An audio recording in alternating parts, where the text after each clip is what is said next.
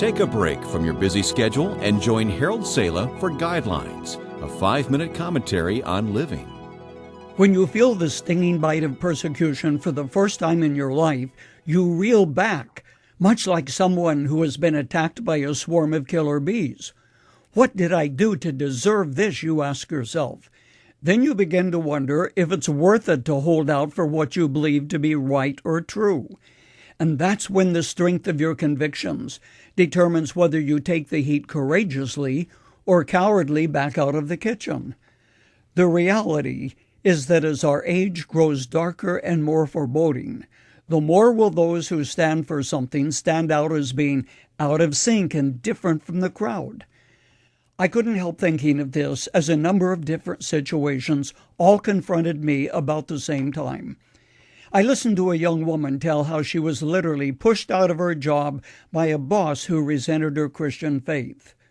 A pastor poured out his heart, telling me how his convictions as to what Scripture says about divorce and remarriage and infidelity had caused him to be scorned by fellow pastors and mocked by people who considered him to be out of touch with reality and living in the past. You don't have to be a Christian living in a Muslim society or a believer in a communist country to feel the heat today.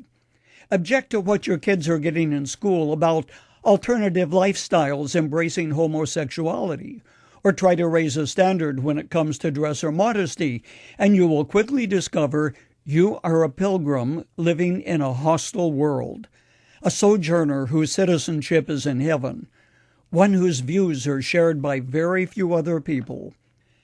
A visitor in China asked a leader of the growing house church movement how he could encourage people to pray for them.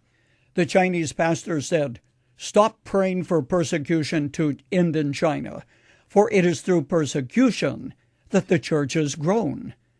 Then, to his great surprise, the Chinese pastor added, "We in fact are praying that the American church might taste the same persecution, so revival would come to the American church like we have seen in China." Perhaps his prayers are being answered today. When persecution knocks at your door, you tend to be taken by surprise. Exactly what Peter told Christians not to experience. He wrote, "Beloved, do not be surprised at the fiery trial when it comes upon you to test you, as though something strange were happening to you." Jesus told the disciples, "Woe to you when all people speak well of you." He also told them, "Blessed are you when people insult you, persecute you, and falsely say all kinds of evil against you because of me." The blessing of persecution is one most of us never ask for.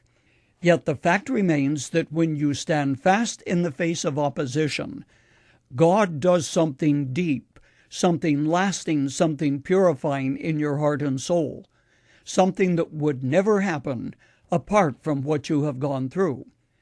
That's what we see in the biographies, the lives of men and women such as Wang Mingdao, Madame Guyon, who was imprisoned for 7 years, John Bunyan, who could have been freed from the Bedford prison simply by agreeing to stop preaching or teaching outside the established church, and 1,000 others who in this generation have stood against evil and have paid a price for it. A closing thought. If you are persecuted, whether it is simple scorn or actually sustaining bodily harm, it is not because of the wrong you have done, but because you stand for the truth, for justice, and for God, and you are in the company of the redeemed.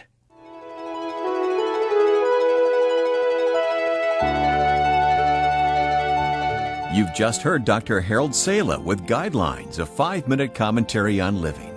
If you would like to listen to the program again, download a copy, subscribe to our e-commentary, or view other resources, visit guidelines.org.